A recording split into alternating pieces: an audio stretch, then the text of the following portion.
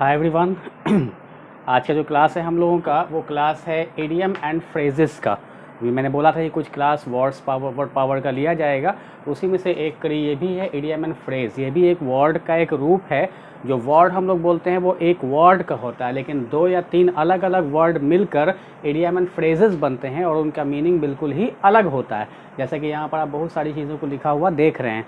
चूँकि हम लोग स्पोकन इंग्लिश सीख रहे हैं और स्पोकन में अगर हम फ्रेज़ का प्रयोग ज़्यादा से ज़्यादा करें तो हम लोगों के स्पोकन में कम्प्लीटली निखार पैदा होता है।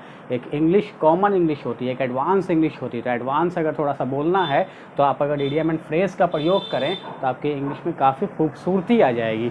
तो इसी चीज़ को आज हम लोग देखते हैं। जैसे कि यहाँ पर एक वर्ड देख रहे हैं, एप्पल ऑफ डिस्कर्ड। तो अब यहाँ आप देखिए कि कितने वर्ड से मिलकर बना है, 2 वर्ड, एक एप्पल और एक डिस्कर्ड। तो एप्पल अलग मीनिंग देता है, डिस्कर्ड अलग मीनिंग देता है। उसी प्रकार से यहाँ आप देख रहे हैं 2 वर्ड, एसिड, टेस्ट। एसिड अलग मीनिंग देता है और टेस्ट अलग मीनिंग देता है। अल्फ़ा अलग मीनिंग देता है, ओमेगा अलग मीनिंग देता है। एप्पल अलग मीनिंग दे रहा है, यहाँ पे अलग है, यहाँ पे अलग है, यहाँ पर आई। तो अगर हम ट्रांसलेशन के हिसाब से मीनिंग निकालें तो बिल्कुल ही ऊट पटांग मीनिंग निकलेगा। यहाँ क्या निकालिएगा, एप्पल ऑफ वंस आई, क्या निकालिएगा, आँख का सेब, ऐसा कभी होगा ही नहीं। तो ये इडियम एंड फ्रेजेस है जो 2 अलग अलग या 3 अलग अलग या उससे भी ज़्यादा अलग अलग वर्ड से मिलकर एक बिल्कुल डिफरेंट मीनिंग देता है। तो इसी को हम लोग देखेंगे विथ एग्जाम्पल्स, ताकि क्योंकि आपको यूज़ करना स्पोकन में कहाँ यूज़ करें, कैसे यूज़ करें, इसलिए एग्जाम्पल के साथ इसको हम लोग देखेंगे। तो स्टार्ट करते हैं हम लोग फटाफट।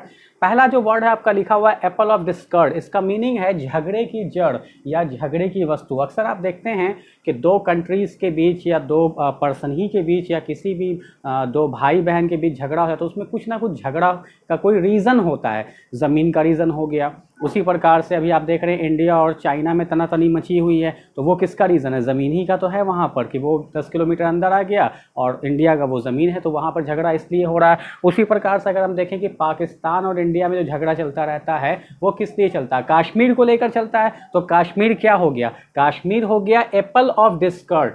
It means Kashmir is the apple of discord for India and Pakistan। यानी भारत और पाकिस्तान के लिए कश्मीर झगड़े की जड़ है या झगड़े की वस्तु है। तो इस तरह से हम किसी भी चीज़ के लिए प्रयोग कर सकते हैं। किसी को खेल मजाक में भी बोल सकते हैं कि मोबाइल तो इस घर में झगड़े का वस्तु आ गया है। हमेशा 2 भाई बहन झगड़ते थे, मेरे बोलते हैं वो हम गेम खेलेंगे, वो बोलते हैं हम गेम खेलेंगे। तो हंसी मजाक में भी ले सकते हैं, सीरियसली भी ले सकते हैं। तो ये एक वर्ड आपके सामने हुआ।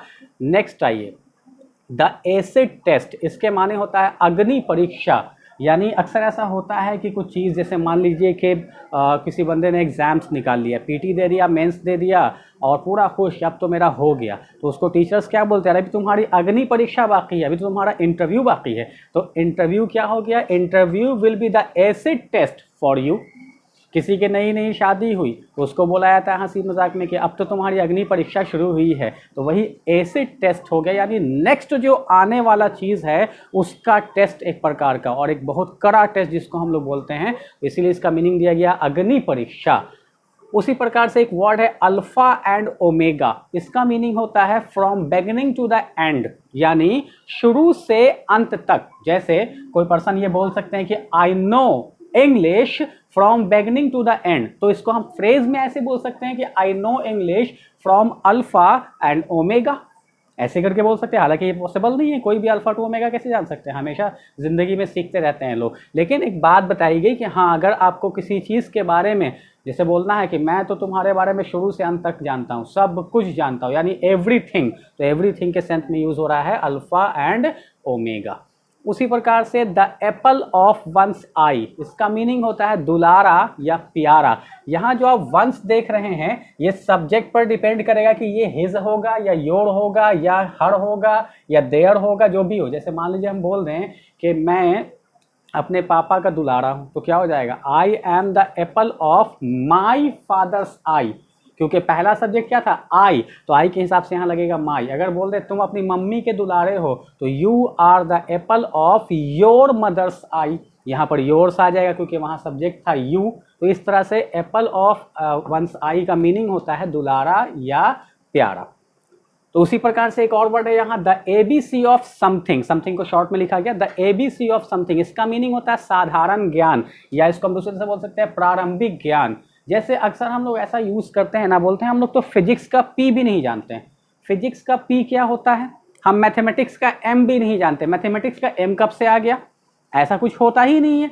तो हम लोग कहना क्या चाहते हैं कि हम लोग इसका बेसिक भी नहीं जानते हैं। मान लीजिए कि हम आर्ट्स के स्टूडेंट हैं तो हम बायो का बेसिक भी नहीं जानते हैं, हम अगर साइंस के स्टूडेंट तो हम कॉमर्स के बारे में बेसिक नहीं जानते हैं। इसी प्रकार से बहुत सारी चीज़ें होती है। तो हमको सही अल्फाज ये बोलना होता है कि I don't know the ABC of English. अब मैथ रहेगा तो क्या हो जाएगा, I don't know the 1 2 of math, नहीं, वही ABC होगा क्योंकि हम लोग इंग्लिश में बोल रहे हैं। तो ये फ्रेज ABC ही होता है। तो क्या सेंटेंस हो जाएगा, I don't know the ABC of mathematics, I don't know the ABC of physics, I don't know the ABC of bio. इस प्रकार से कुछ भी हम लोग कर सकते हैं, कोई भी सब्जेक्ट्स के ऊपर, कोई टेक्नोलॉजी के ऊपर, किसी भी चीज़ के ऊपर अगर उसका प्रारंभिक ज्ञान यानी बेसिक नॉलेज आपके पास नहीं है तो आप इस तरह से बोलेंगे, है तो I know the ABC of English, इस तरह से करके ही बोल सकते हैं। खैर, यहाँ नेक्स्ट है ऑल ऑफ अ सडन, यानी अचानक। अचानक जैसे बोल रहे घर से निकलें तो एकदम मौसम साफ था और अचानक इतनी तेज की बारिश आई, तो ऑल ऑफ अ सडन। अब it rain cats and dog, आगे एक वर्ड है यहाँ पर कहीं पर होगा, रेनिंग कैट्स एंड डॉग, यहाँ देखिए यहाँ है, आगे हम लोग आएंगे तो इसके बारे में बात करेंगे। खैर, तो ऑल ऑफ अ सडन इस तरह से, जैसे दो दोस्त 2-4 लोग थे, हंसी मजाक कर रहे थे बड़े आराम से, अचानक एक दोस्त को गुस्सा आया और दूसरे को मारना शुरू कर दिया, तो वो अचानक, उसके लिए इंग्लिश में वर्ड क्या था, सडनली। तो वही सडनली एक वर्ड हो गया और ये ऑल ऑफ ए सडन क्या हो गया, उसका फ्रेज हो गया। तो हम लोग इसको भी यूज कर सकते हैं। As a matter of fact, इसका मीनिंग होता है दरअसल। इसको आप एक ऐसे एग्जाम्पल्स के साथ लीजिए कि फॉर एग्जाम्पल के कहीं बोला जा रहा है जाने के लिए और मेरा मन वन नहीं है, तो हम उसको क्या करें, टाल मटोल करें, नहीं हमको तो उस दिन वहाँ जाना है, हम उस दिन जा नहीं सकते, मेरे पापा मना कर रहे हैं, ये कर रहे हैं। जब सब कुछ करने के बाद भी वो नहीं माना तब अपनी असलियत बताते हैं, अरे यार as a matter of fact I don't want to go, दरअसल हम जाना ही नहीं चाहते हैं, क्यों फोर्स कर रहे हो। तो ये चीज़ हुआ, रियलिटी बताने के लिए as a matter of fact आता है, दरअसल वो तो ऐसा है, ये हम जानते हैं उसको, तो इतने दिन से छुपाए क्यों, वो तो छुपाए हुए थे, अब फैक्ट बता रहे हैं, तो फिर क्या हो जाएगा, as a matter of fact, इसका मीनिंग हो जाएगा दरअसल। उसी प्रकार से बैग एंड बैगेज, बोरिया बिस्तर। बोरिया बिस्तर क्या आटा चावल वाला बोरिया, नहीं, बिल्कुल नहीं।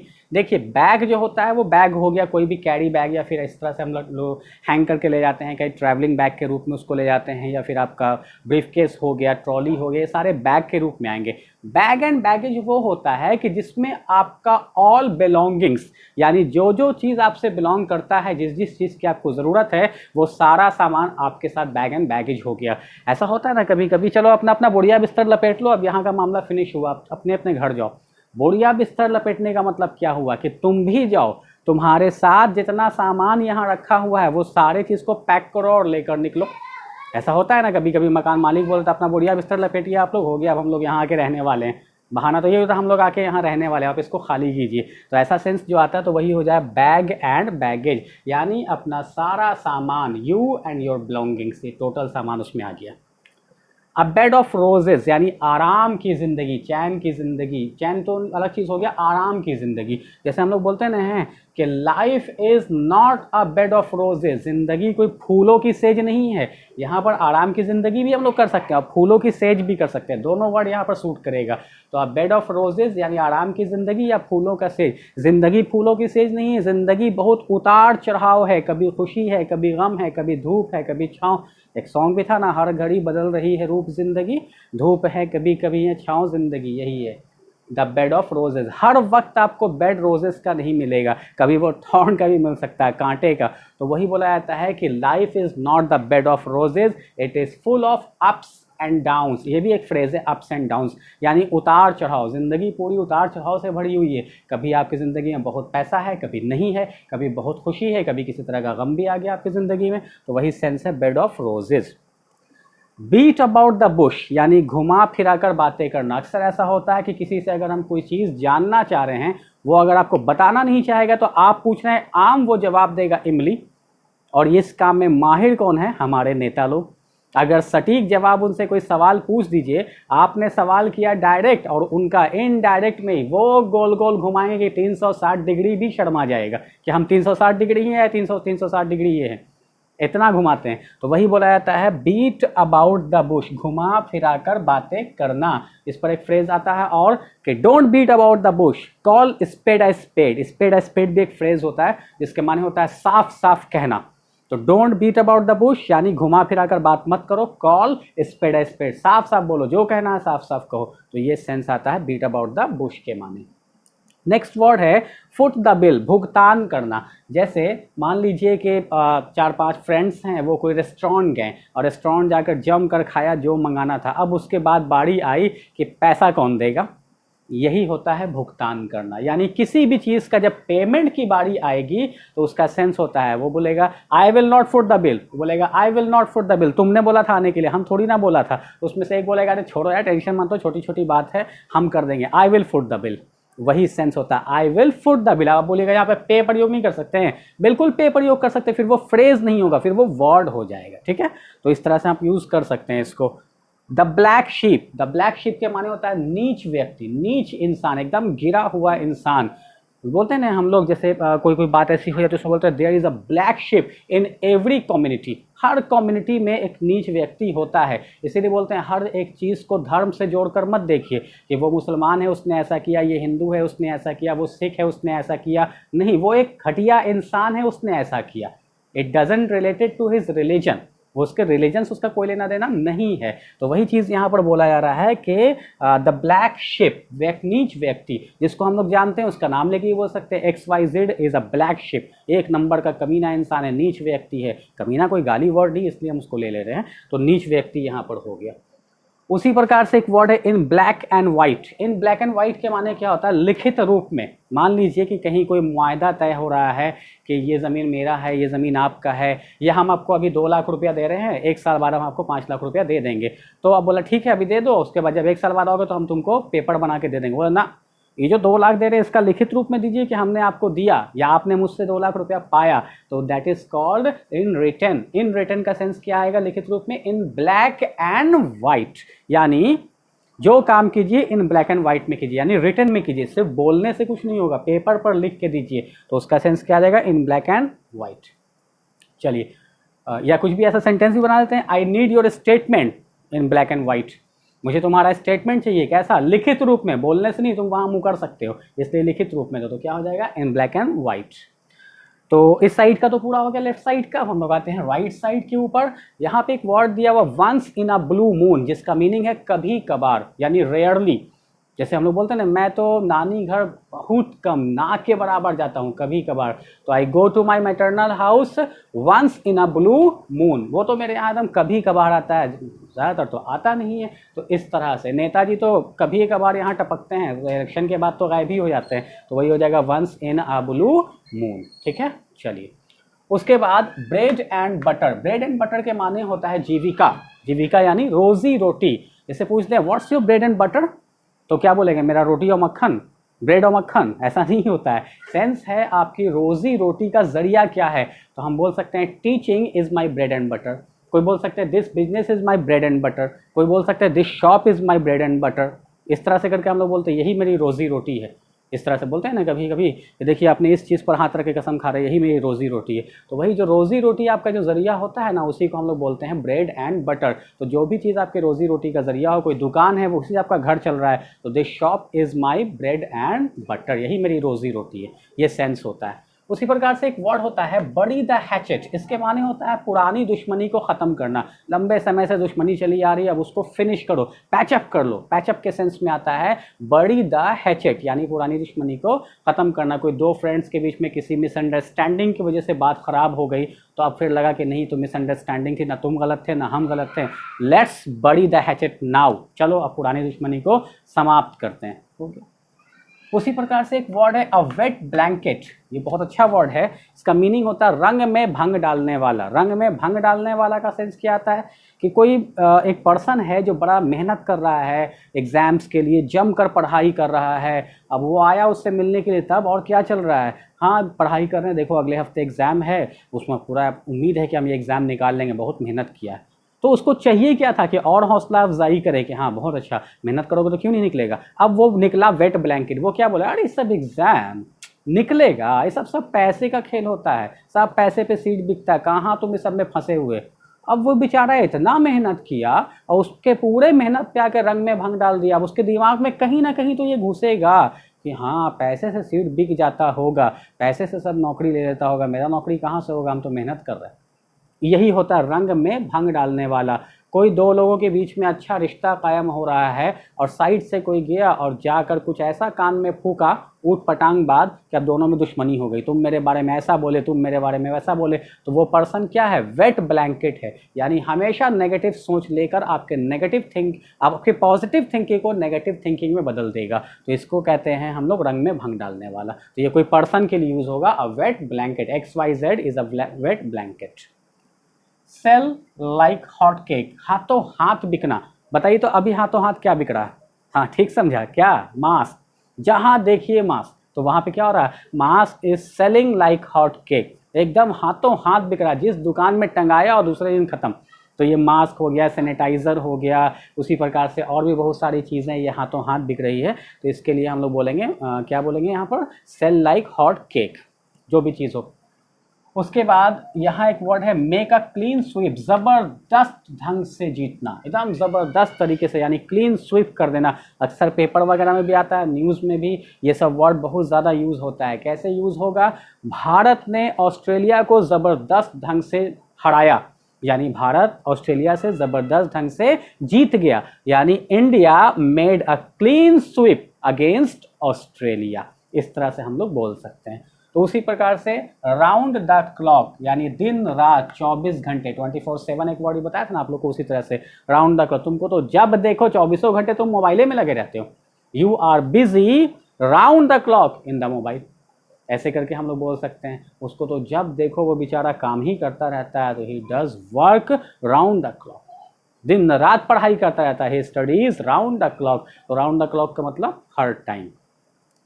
अ कॉक एंड बुल स्टोरी, यानी मनगढ़ंत कहानी, कोई भी ऐसा कहानी जिसका रियलिटी से कोई लेना देना नहीं हो, बस सुनी सुनाई बात या मनगढ़ंत अपने मन से लगा करके कुछ ऐसा बात बोल दिया कि वो कहानी बन गई, उसी को बोलते हैं कॉक एंड बुल स्टोरी, जो आजकल खूब चलता रहता है। कहाँ, हमारे न्यूज़ चैनल्स पे एक पर एक मनगढ़ंत कहानी, जिसके खिलाफ जो बोलना है बस वो, कोई उसका ना सर ना पैर, जिसको जैसे बदनाम करना है वैसे बदनाम ये न्यूज़ चैनल वाले लोग कर देते हैं चंद पैसे के लिए। खैर उनका मामला है। तो अब कॉक एंड बुल स्टोरी यानी मनगढ़ंत कहानी।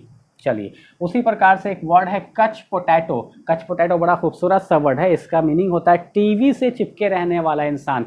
यानी कोई पर्सन होता है जब देखो जब रिमोट लेके बैठा हुआ, सोफा पे बैठा हुआ, रिमोट लेके। तो अब ये क्या हो गया, आप हो गए कच पोटैटो। तो आपके घर में भी कोई ना कोई कच पोटैटो होगा, तो उसका नाम लेकर आप बोल सकते हैं कि XYZ इज अ कच पोटैटो। अच्छा यहाँ से एक चीज़ याद आ रहा है कि ये जो आप देख रहे हैं ये फ्रेजेस, तो ये फ्रेजेस बना कैसे भाई, एप्पल आया डिस्कर्ट के साथ तो झगड़े की वस्तु हो गया, एप्पल आया आई के साथ तो दुलारा और प्यारा हो गया। उसी प्रकार से पोटैटो है, उसका मतलब आलू होना चाहिए, कच है उसका मतलब टीवी होता नहीं, तो फिर टीवी से चिपके रहने वाला व्यक्ति कैसे हो गया। हर फ्रेज के पीछे, हर इडियम्स के पीछे कोई ना कोई लॉजिक है। क्योंकि इंग्लिश हमारे देश का लैंग्वेज नहीं है, ये बाहर का लैंग्वेज है, तो हम लोग इसके बारे में डीपली नहीं जानते। लेकिन कुछ एग्जांपल हम आपको दे देते हैं, हो सकता है आपको क्लियर हो जाए। जैसे इसी में आप ले लीजिए, कच पोटैटो एक वर्ड है, टीवी से चिपके रहने वाला। ये वर्ड आया कहाँ से? अमेरिका में जब टीवी का ईजाद हुआ था, जब उसका पहला ईजाद जब टीवी का हुआ, तो आपने देखा होगा कि टीवी सब जगह नहीं आया था, सिर्फ अमेरिका में उस टाइम में आया था। वहाँ पर जो पर्सन लोग थे उसके दीवाने थे टीवी के, जैसे आज हम लोग दीवाने हैं। उस टाइम में नई नई चीज़ जब आती तो लोग तो उसके पीछे ज़्यादा पड़े रहते हैं, टीवी देखते थे। अब टीवी देखने के वक्त में कुछ ना कुछ मुंह चलता रहे तो ज़रा सा टीवी का आनंद ज़्यादा आता है। अभी भी आप देख लीजिए, सिनेमा हॉल में लोग जाते हैं तो क्या करते हैं, चिप्स लेकर बैठ जाते हैं, पॉपकॉर्न लेके बैठ जाते हैं, कोल्ड ड्रिंक्स लेके बैठ जाते हैं। तो उस वक्त क्या होता था कि ज़्यादा कुछ अवेलेबल नहीं होता था, तो आलू को काट कर उसको फ्राई कर चिप्स टाइप का बनाकर घर में ट्रे में लेकर, तश्तरी में लेकर लोग बैठते थे और उसका आनंद लेकर के टीवी देखते रहते थे।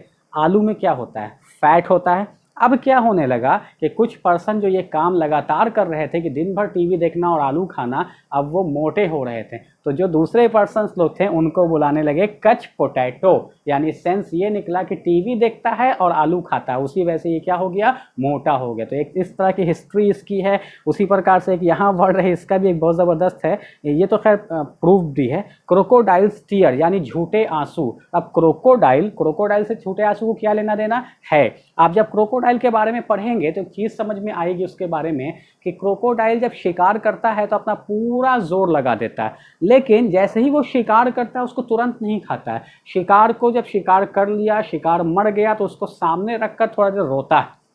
पढ़िएगा, बुक्स में मिल जाएगा। थोड़ा देर रोता है वो। अब बताइए कि अगर आप रो रहे हैं, इट मीन्स कि आपको उससे प्यार था, लगाव था, तब ना रो रहे कि अरे बेचारा मर गया। आप ही मारा और आप ही रो रहे हैं, तो कैसा आंसू बहा रहे हैं? झूठा आंसू। तो इसी सेंस पर बना है क्रोकोडाइल्स टीयर, जो इंसान पर भी यही चीज़ लाजिम होगा कि जान रहे हैं कि पूरा खुश है इस मामले में, लेकिन अगर झूठे मूठे आँख ऐसे ऐसे करके मटियाए हुआ है कि हाँ हम भी रो रहे हैं तुम्हारे गम में, तुम्हारे साथ है, जबकि वो अंदर से पूरा खुश है, तो क्या हो जाएगा? क्रोकोडाइल्स टीयर्स, यानी झूठे आंसू या दिखावे वाले आंसू, ये भी हो सकता है।